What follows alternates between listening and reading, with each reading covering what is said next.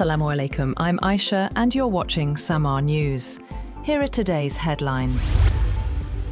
US President Donald Trump's swift rejection of Iran's response to a US peace proposal has sent oil prices surging higher. Days after the US floated an offer in the hopes of reopening negotiations, Iran released a response focused on ending the war on all fronts, especially Lebanon, where US ally Israel is fighting Iran-backed Hezbollah militants. Within hours, Trump dismissed Iran's proposal with a post on social media. The US had proposed an end to fighting before starting talks on more contentious issues, including Iran's nuclear program.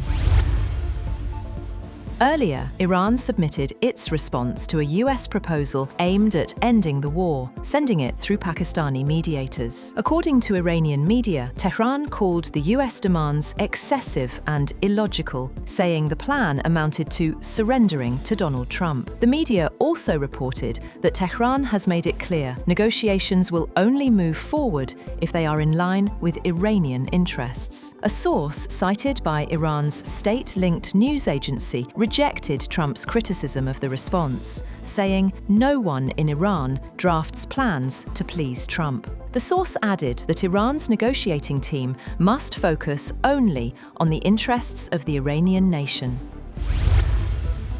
Meanwhile, Iranian President Masoud Pezeshkian says Tehran remains open to negotiations with the United States, but only from what he called a position of dignity and in defense of Iran's national interests. Speaking to senior security commanders, Pezeshkian said military gains achieved during the recent conflict must now be reinforced through diplomacy. He outlined three possible paths for Iran: renewed negotiations, prolonged uncertainty, or continued confrontation, but described diplomacy backed by military strength as the most rational option.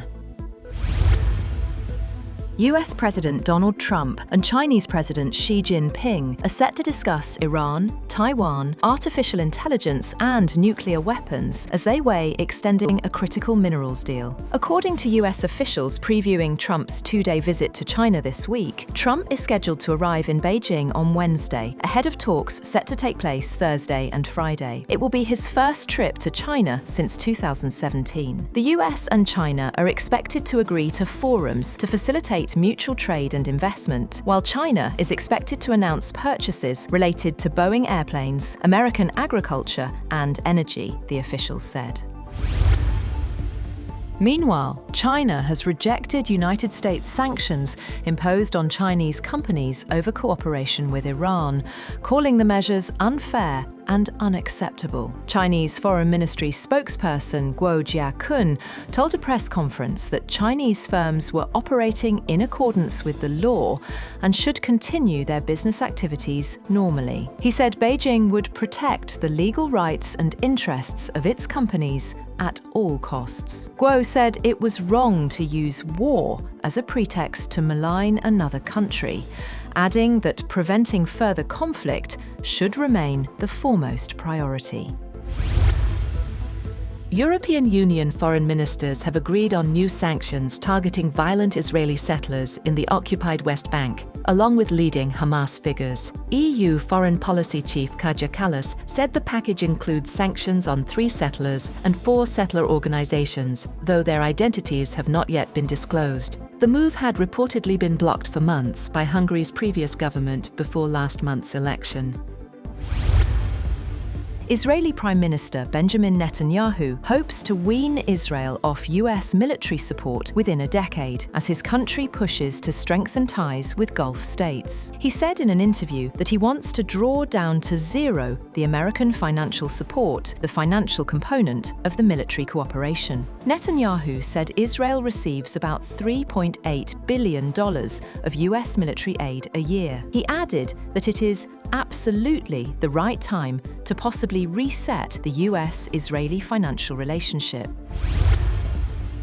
Indian Prime Minister Narendra Modi has urged Indians to revive work-from-home practices, use less fuel, buy less gold, and limit foreign travel, as India faces mounting pressure from surging global energy prices. Speaking at a public event in Hyderabad, Modi said responsible daily choices could help the country save fuel and preserve foreign exchange during the continuing Middle East crisis. Modi said India must return to some habits adopted during the COVID period, including work from home, online meetings, and video conferences. Israeli Prime Minister Benjamin Netanyahu hopes to wean Israel off US military support within a decade as his country pushes to strengthen ties with Gulf states. He said in an interview that he wants to draw down to zero the American financial support, the financial component of the military cooperation. Netanyahu said Israel receives about $3.8 billion of US military aid a year. He added that it is absolutely the right time to possibly reset the US-Israeli financial relationship. That's all for now. For more updates, visit www.samaa.tv. Thank you for watching Samaa News.